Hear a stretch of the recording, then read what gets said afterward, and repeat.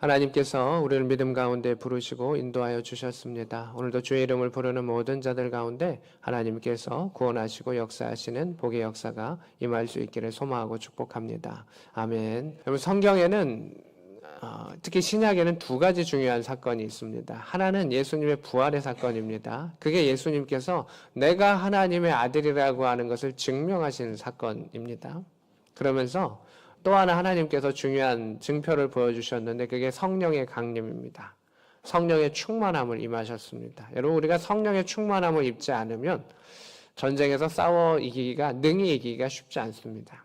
성령을 받은 사람은 구원받은 사람입니다. 그런데 성령의 충만함을 받은 사람은 상급이 있고 훈장이 있고 능히 이기는 사람입니다. 그리고 자신의 목숨을 하나님께 내어놓을 수 있는 사람입니다. 우리 기독교의 역사 가운데에 수가 많을 때 교회가 부흥한 게 아니고 수가 적었는데 자신의 목숨을 걸고 살아갔었던 이들이 있었을 때, 오히려 죽어나갔을 때 교회는 더 부흥했던 것을 보게 됩니다. 초대교회는 수가 너무너무 적었습니다. 하지만 가장 영적으로 충만했던 때였습니다. 우리나라도 일제시대나 초기에는 기독교 인구가 얼마 되지 않았습니다. 그러나 한국을 대표할 수 있고 일제와 싸울 수 있었고 또 가장 큰 힘을 갖고 있는 것이 또 우리 기독교 신앙이었습니다. 독립운동을 했던 사람들 중에 다수가 신앙인이었고 또 3.1운동의 그 선언문을 했던 사람들 중에 다수는 기독교인들이었습니다. 그들은 하나님 나라를 꿈꾸고 하나님 나라를 소망했기 때문에 그것을 전하다 죽는 것을 세상의 낙보다 더 즐거워했었습니다. 그리고 오늘 본문 가운데는 그랬던 사람들의 원형이 나오고 있습니다. 근데 이들도 처음부터 그랬던 것은 아닙니다. 두려웠습니다. 무서웠습니다. 그러나 그 두렵고 무서운 것을 이겨낼 수 있는 믿음을 가지고 있습니다. 군대 안에서 신앙을, 종교를 권면합니다. 그 이유는 무엇이냐면 군인이 두려움과 죽음 가운데 그것을 넘어서 그 사명을 감당할 수 있도록 신앙이 있는 것이고 또 목사님들이 함께하는 것이고 그 일들을 허락하신 것이죠. 그게 군대라고 하는 특별함이죠. 오늘 성경 가운데 이러할 때 우리는 그러한 교회의 부흥과 그것을 꿈꿀 수 있구나. 세상의 사람들은 수가 많아지는 것을 부흥이라고 이야기합니다. 근데 그 수가 많아지는 것은 부흥이 아닙니다. 아무리 무리가 많이 있어도 그 무리는 힘을 받지 못합니다. 제자가 되고 특공대가 되었을 때 그것은 힘을 내는 것을 보게 됩니다. 오늘 하나님께서는 예수님을 통하여 이 제자들을 만드시면서 특공대를 꾸리셨습니다. 그리고 그 특공대가 오늘 우리의 이 신앙을 준 것을 보게 됩니다. 그래서 우리 군정병들이 중요하고 믿음 안에 세례받은 사람들이 참 중요한데 과연 하나님은 예수님은 어떻게 그것을 이끌어 가셨는가? 그 신앙의 비밀이 오늘 성경 가운데 있습니다. 그 성경의 비밀을 함께 보도록 하겠습니다. 이렇게 이야기합니다.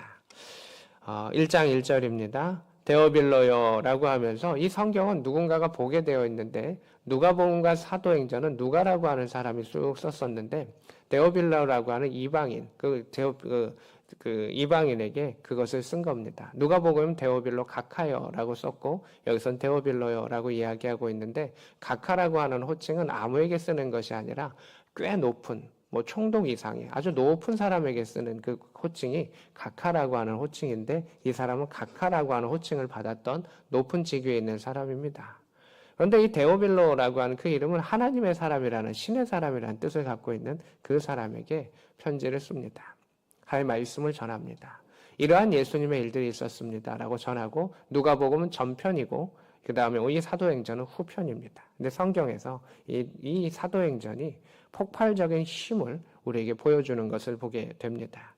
그래서 예수님의 가르치심을 쭉 이야기를 하고 2절에 승천하신 날까지 부활하시고 승천하신 것까지 내가 적어서 보냈습니다. 그게 누가복음입니다. 이제 내가 다른 것, 그 뒤의 것을 당신에게 이야기하겠습니다. 라고 이야기를 합니다. 4절의 말씀입니다. 예수님께서 승천하시면서 부활하시면서 제자들에게 미션을 주셨습니다. 그 미션은 뭐냐면 예루살렘을 떠나지 말고 아버지께서 약속하신 것을 기다리라 라고 이야기를 했습니다. 근데 예수님께서는 여기 무엇을 기다리라고 하셨을 때 언제까지라고 하는 것을 이야기를 안 하시는 경우가 참 많이 있습니다. 이게 예수님의 특징입니다. 분명히 성령님을 보내주시는데 언제까지 이야기를 하지 아니하시고 기다려라, 예루살렘에서 기다려라, 기도하면서 기다려라 라고 이야기를 하셨습니다. 예수님께서 이 땅에 40일을 있으셨고 오늘은 성령 강림 주일이라고 이야기하는데 오순절에 예수님께서 이 성령을 보내주셨습니다. 실질적으로 그들이 성령을 기다리는 시간은 열흘이었습니다. 그런데 그 시간이 그 시간이 얼마라고 이야기되지 않기 때문에 그들은 기다림의 시간을 그냥 기도하면서 집중하면서 갈 수밖에는 없었습니다. 그것이 그 시간이 얼마라고 하는 것을 기다릴 수 있는 것은 예수님의 약속을 믿는 방법밖에 없습니다. 이렇게 해라. 하나님께서 주실 것이야. 그때는 하나님께서 주실 것이야. 가라 라고 이야기를 하시죠. 기다리라고 하셨는데 무엇을 기다리라고 하셨냐면 5절입니다. 5절 우리 같이 한번 읽어주세요. 시작. 요한은 물로 세례를 베풀었으나 너희는 몇 날이 못되어 성령으로 세례를 받으리라 하셨느니라. 아멘. 이게 중요해요. 요한의 세례는요, 죄를 깨닫게 하는 세례였어요. 근데 예수님의 세례를 받아야 되는데 예수님의 세례는 죄를 사하여 주는 세례예요. 죄를 깨닫는 세례는 내가 죄인입니다라는 걸 아는 세례예요. 그러나 죄를 사하여 주는 세례는 죄를 깨달음과 동시에 그것의 용서함을 받는 세례예요. 너희가 성령을 받으면 내가 죄 사함을 받았구나. 예수님의 죽음과 부활의 의미를 깨닫게 돼서 성령께서 그 말씀을 풀어주시고 너가 그 눈이 밝아져서 하나님의 사람으로 살아갈 수 있다라고 하는 것을 가르쳐 주셨습니다. 성령의 충만함이 참 중요한 것이죠. 여러분들은 군인교회 안에서 또 신교대나 이런 곳에서 논산훈련소에서 세례를 받았습니다. 근데 그때 받은 세례가 여러분을 구원에 이끌 수 있는 구원받은 사람도 그 안에 있을 겁니다. 그런데 좀 무서운 얘기를 할까요? 여러분 중에 그 세례를 받았지만 우리가 천국에서 못 볼 사람도 꽤 있을 겁니다. 왜냐하면 그때는 예수를 나의 구주로 고백한 사람은 하늘나라에서 볼 것이지만 예수를 나의 구주로 고백하지 않은 상태에서 초코파이를 한 상자나? 이러면서 갔던 친구는 나중에 예수를 구주로 영접하는 그 고백이 마음속에 있기 전에는 천국에서 못 볼 수도 있습니다. 세례의 행위, 그건 겉의 모습입니다. 그러나 하나님께서 천국에 갔을 때 보는 것은 너의 마음이 나를 아버지로 인정하고 예수를 구주로 인정하며 그의 부활과 죽음을 너가 믿고 있느냐라는 그 질문을 하십니다. 그 질문 가운데 내가 그것을 믿습니다라고 고백되어 있는 사람들은 하나님 나라에서 우리가 만날 수 있습니다. 그러나 그것이 내 안에 믿어지지 않냐는 사람들은 죄사함을 받지 못했기 때문에 그 죄사함의 대가를 치르게 됩니다. 예수님께서 그 죄사함을 통해서 다 그 죄값을 치르신 자와 그렇지 않은 자의 차이가 있습니다.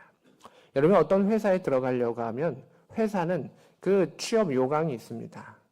군인은 이러이러합니다. 몸은 신체 등급은 이러합니다. 모든 것이 있습니다. 그 모든 것들이 있는데 천국도 그 조건이 있습니다. 예수를 나의 구주로 믿으며 죄 사함을 받은 자, 하나님을 나의 아버지로 믿는 자만이 천국에 갈 수 있다라고 하는 명확한 요강을 주셨습니다. 근데 이것을 행하지 않으면서 우리가 노크를 하면서 나 천국 보내주세요. 나 들어가게 해주세요. 이건 강도라는 겁니다. 이건 사기꾼이라는 겁니다. 결코 천국에 들어갈 수 없다는 겁니다. 하나님은 그 기준을 명확하게 말씀하셨습니다. 여러분에게도 지금도 말씀해 주시고 영으로 여러분에게 말씀해 주십니다. 그래서 우리가 세례라고 하는 얘기가 참 중요하고 입술로서 고백하는 것과 마음으로 믿는 것이 참 중요하다는 겁니다. 아무리 성경을 많이 읽고 아무리 성경을 능통하게 해석을 해도 그것이 내 마음에 믿어지지 않으면 그 사람은 천국 갈 수 없습니다. 도울이라고 하는 김영욱이라는 사람이 있습니다. 그분은 저보다 히브리어 헬라어를 잘 합니다. 어머니는 권사님입니다. 기독교 집안에 태어났었습니다. 강의도 히브리어를 쓰면서 능통하게 합니다. 성경도 많이 보았습니다. 그런데 그의 해석을 보면 그 안에 예수 그리스도가 나의 구주가 되어 있지 않습니다. 그냥 성경을 자신의 생각과 문학과 여러 가지 것으로 막 이렇게 해서 자신의 이야기들을 합니다. 그가 이야기한 것은 성경이 아닌 것이죠. 왜냐하면 그 안에 아버지의 뜻이 있지 아니하고 아버지의 계획이 있지 아니하고 아버지의 마음이 있지 않기 때문에 그 사람이 성경을 이야기하는 것은 우리에게 성령의 능력이 나타나지 않죠. 그래서 오늘 말씀처럼 예수의 말씀을 믿고 그 말씀을 기대하며 기도하는 자에게 역사하시는 것이 성경이며, 그리고 그 성령님께서 그 성경을 알게 하시고 깨닫게 하시기 때문에 우리는 예배자로서 살아갈 수 있음을 오늘 성경 우리에게 가르쳐 주고 있습니다. 그래서 저는 우리 교회를 이제 담임하면서 여러 기준들이 있습니다. 뭐 세 가지 문답에 대해서 예 하는 것에 대해서 말할 수 있지만 그것은 이제 교리적인 일반의 설명일 뿐이고, 저는 명확하게 성경을 요약했고 또 사도행전에서 고백되고 있는 그것인 사도신경을 우리 신우들이 믿음 안에 고백하면 세례를 베풀려고 합니다. 그러면 그 사람은 적어도 천국의 백성이다라는 생각이 드는 것이죠. 우리 100명, 200명, 300명이 오는 것도 중요하지만 저는 더 중요한 게 있다고 생각합니다. 천국에서 만나는 것이 중요합니다. 여러분 힘들 때 위로를 받는 것도 중요합니다. 그러나 정말 중요한 것은 천국에서 여러분이 하나님의 위로를 받고 구원을 받는 것이 참으로 중요합니다. 세상 가운데 빵과 떡도 중요합니다. 주님이 그것을 무시하지 않으셨습니다.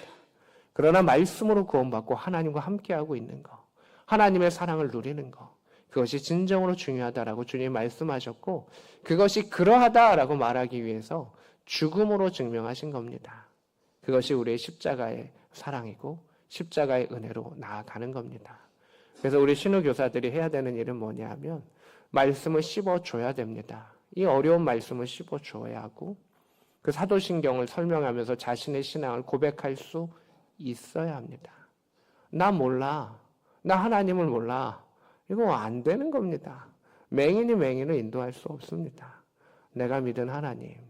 그러나 자신의 생각과 자신의 경험이 아니라 그것을 뛰어넘어 사도들이 초대교회 때부터 고백했던 그 신앙의 전통과 전승을 가르쳐주는 가운데 천지를 창조하셨던 전능하신 하나님, 나의 아버지 하나님, 나를 위해 죽으셨던 그 하나님의 아들 예수 그리스도와 성령 하나님, 우리의 죽음과 그 부활에 대해서 고백할 수 있을 때, 그것을 믿음으로 고백할 수 있을 때 우리는 천국 안에서 만날 수가 있습니다.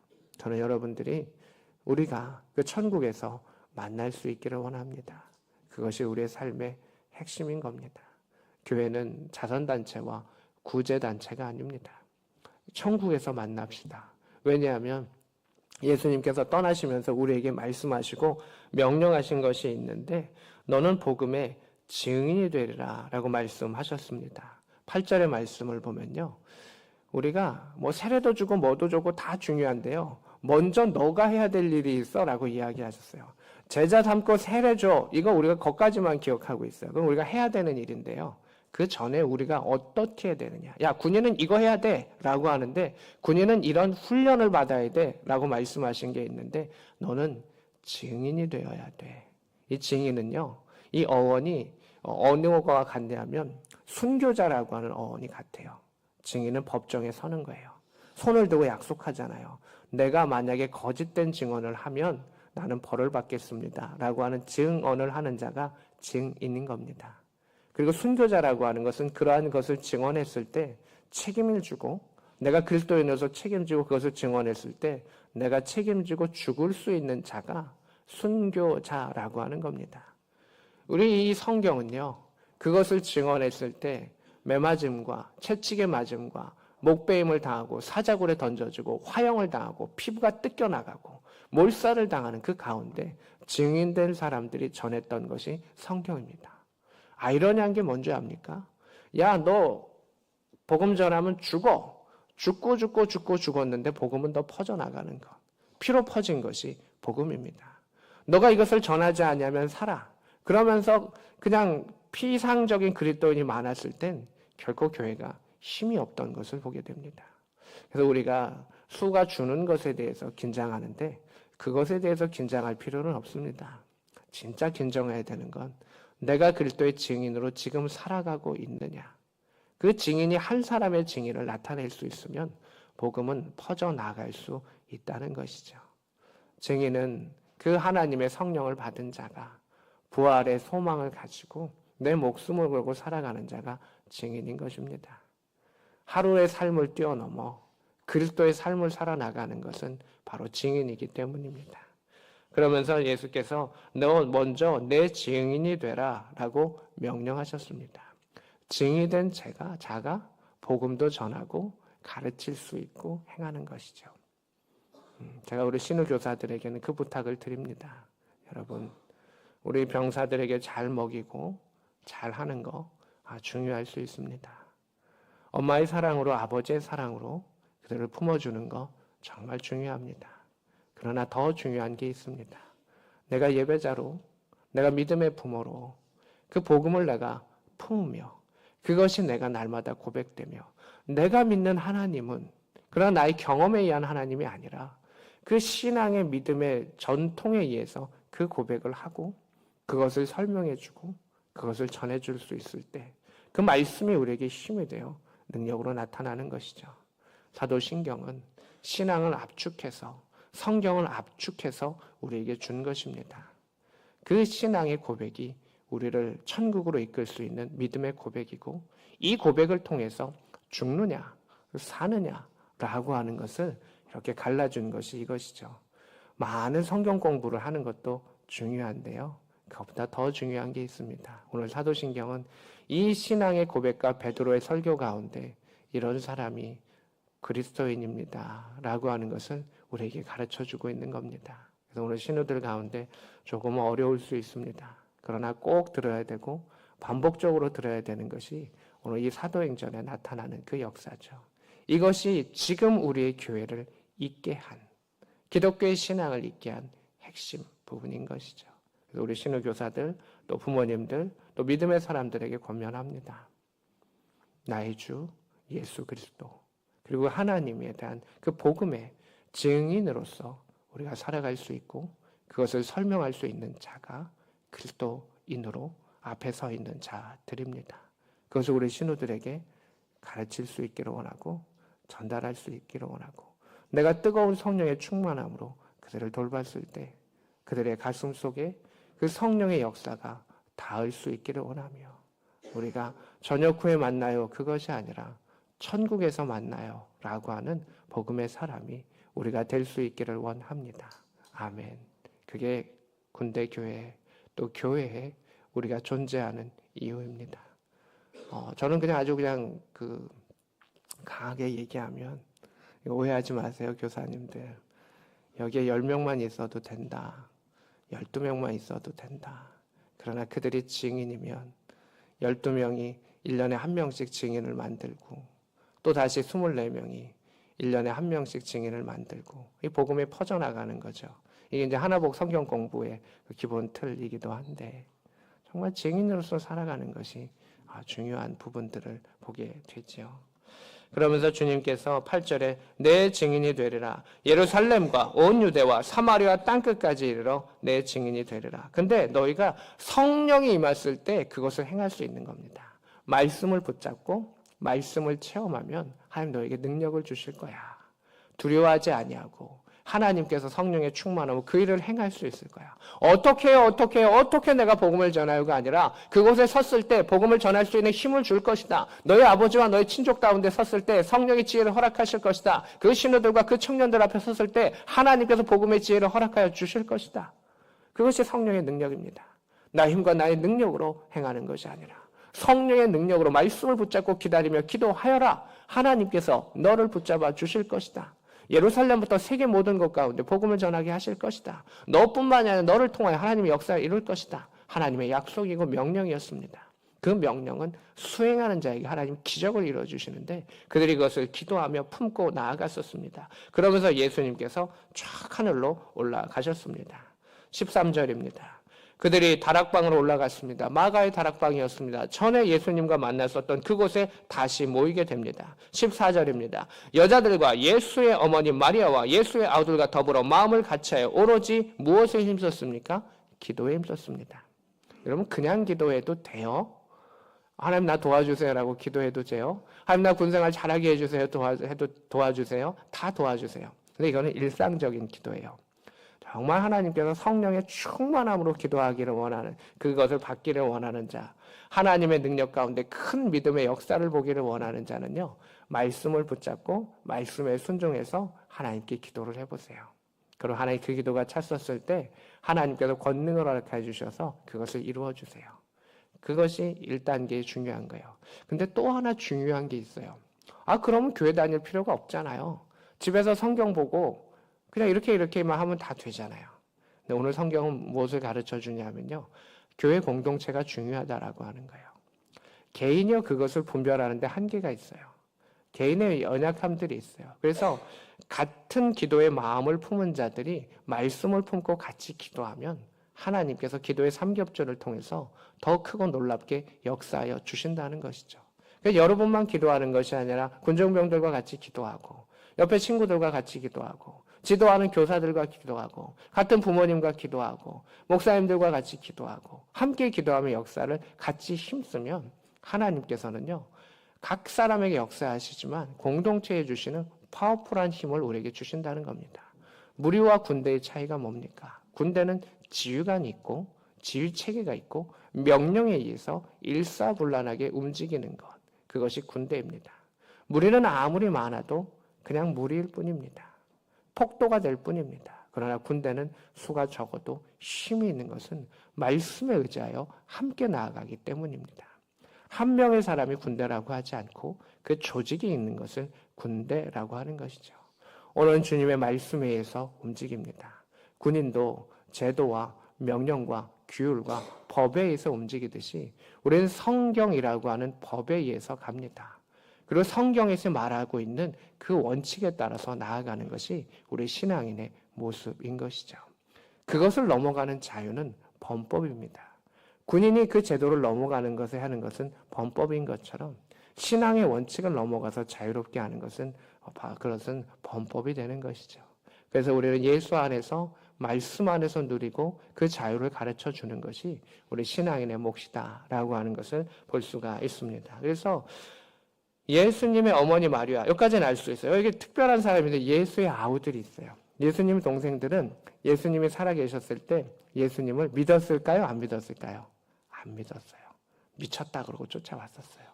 우리 형이 이상해. 우리 오빠가 이상해. 이랬었습니다. 근데 부활의 예수를 만난 후에 그들은 바뀌게 됩니다. 예수 믿으세요, 믿으세요, 믿으세요가 중요한 것이 아니라 부활의 예수를 체험하고 그 예수를 내 마음에 모시면 모여서 기도할 수 있다는 것이죠. 그것이 기도하는 자와 기도하지 않는 자의 결정적인 차이인 것이죠. 예수를 내 마음에 모신 자는 기도할 수밖에 없습니다. 그러나 예수를 내 마음에 모시지 않고 자신이 주인인 자는 기도하지 않습니다. 그저 찬양할 때만, 무엇할 때만, 행사할 때만 반짝할 뿐 정말 기도하고 집중하고 예배하는 데는 깨어있지 못하는 것이죠. 우리 신우들이 신교대나 논산훈련소나 막 찬양할 때는 막 열광을 해요. 그러나 기도하고 말씀 볼 때는 어렵잖아요. 근데 정말 한 마음으로 기도하고 말씀을 보면 하나님께서 그를 쭉 이끌어 주시는 것을 보게 됩니다. 그래서 하나님이 찬양을 통해서 여러분의 마음을 열어주시지만 그 안에 기도함을 통해서 주님을 집중하면 성령께서 여러분이 하시는 그 말씀이 들릴 수 있기를 원하며 그 들리는 말씀을 통해 능력을 행할 수 있기를 원하며 세상을 이길 수 있는 큰 믿음으로 살아갈 수 있는 우리가 될 수 있기를 원합니다. 아멘. 그래서 그들은 기도하는 가운데 결국 성령을 불을 받았습니다. 그래서 하늘로서 불이 내리고 그것을 불로 눈으로 보고 귀로 듣고 방언하고 하는 것을 체험하게 됩니다. 그것을 체험하면서 그 베드로는 설교를 하게 됩니다. 21절입니다. 누구든지 주의 이름을 부르는 자는 예수님을 나의 구주로 인정하고 하나님을 아버지로 인정하는 자는 구원을 받으리라. 하나님의 백성이 되리라. 천국에 가리라 라고 이야기합니다. 이 부분이 중요해요. 우리 천국 못 가면 무슨 소용이 있어요? 내 목숨을 내어주고 무엇을 한다 할지라도 하나님을 나의 아버지로 예수를 나의 구주로 영접하지 않으면 받아들이지 아니하면 소용없다라고 이야기합니다. 36절입니다. 이 부분을 여러분이 이해하시면 구원이 가까운 자들입니다. 36절 같이 읽습니다. 시작. 그런즉 이스라엘의 온 집은 확실히 알지니 너희가 십자가에 못 박은 이 예수를 하나님이 주와 그리스도가 되게 하셨느니라 하니라. 아멘. 이게 사도신경 안에 나와 있는 거예요. 사도신경에 보면 이렇게 고백하여 나는 그의 유일하신 아들 우리 주 예수 그리스도를 어떻게 한다고 말하죠? 믿습니다라고 이야기해요. 이게 그냥 나온 게 아니에요. 오늘 성경에 여기 나오잖아요. 예수님은 하나님의 아들이시잖아요. 그래서 하나님의 아들의 이름은 무엇이었죠? 이 땅 가운데 이름은 무엇이었죠? 예수. 이 땅 가운데 그의 이름은 예수셨습니다. 그것을 고백하고요. 또 하나는 하나님이 그를 우리의 누구로 세우셨습니까? 주와 그리스도로 세우셨다는 겁니다. 이 세 고백이 신앙의 고백이 돼야 됩니다. 이 땅에 하나님의 아들을 보내셨는데 그의 이 땅에서 이름은 예수님이셨습니다. 그리고 그가 하나님의 아들로서 왕으로서 이 땅 가운데 심판의 주로 오셨습니다. 그게 주라고 하는 뜻입니다. 하나님의 아들로서 왕권을 가지고 오셨습니다. 주라고 하는 뜻입니다. 그것을 내가 믿음으로 고백해야 됩니다. 그 다음에 세 번째가 중요합니다. 그리스도. 그가 나의 대제사장이시며 제물이 되어주셔서 나를 위해서 희생의 제물이 되고 죽어주셨습니다. 그리고 부활하셨습니다. 이 고백이 돼야 되는 겁니다. 그 고백을 통해서 하나님을 나의 아버지로 인정하는 자가 천국의 백성입니다. 이단은요, 당신 구원받았습니까? 언제 받았습니까? 이렇게 이야기하면 사람의 마음을 흔들어요. 여러분 흔들리지 마십시오. 내가 예수 그리스도를 나의 구주로 예수님, 주, 그리스도라고 하는 것을 고백할 수 있고 하나님을 나의 아버지로 영접하는 자는 천국에 갈 수 있는 겁니다. 흔들리지 않은 믿음이 우리에게 필요한 것이죠. 베드로는 그것을 우리에게 가르쳐 주었던 것입니다. 오늘은 여러분 이 말씀을 잘 한번 씹어보세요. 그리고 신학교사들이 그것을 도와주세요. 부모님들이 그것을 도와주세요. 아직은 이것을 소화할 수 있는 능력이 되지 아니할지라도 그들이 장성할 수 있도록 우리가 기도하고 도와주고 품으며 나아가면 그들이 구원의 백성이 되는 것이죠. 그리고 우리 신우들 중요한 게 있어요. 하나님 내가 알기를 원합니다. 내가 천국 가기를 원합니다. 하나님의 사랑을 받기를 원합니다. 라고 하는 그 마음이 있는 자에게는 하나님이 결코 거절하지 않으세요. 알게 하시고 도와주시고 도움의 사람을 열어주시고 성령이 여러분들을 이끌어 주십니다. 오늘도 우리는 주의 말씀을 듣습니다. 주님, 나를 도와주십시오. 주님, 우리 가정을 구원하여 주십시오. 주님, 이끌어 주십시오라고 고백하는 자들 가운데 주님께서는 넘치는 사랑을 통해서 역사하여 주시고 증인의 사명을 살게 하시고 천국의 백성으로 영원히 누리게 하여 주십니다. 오늘도 주님을 주목하며 겸손히 엎드리는 모든 자들 가운데 하나님 구원하시고 그 지경을 넓혀주시는 복음의 역사를 경험할 수 있는 이 말씀을 붙잡는 모든 자들과 그들의 형제들과 친족들과 사랑하는 이들 될 수 있기를 우리 주 예수 그리스도의 이름으로 축복합니다. 아멘.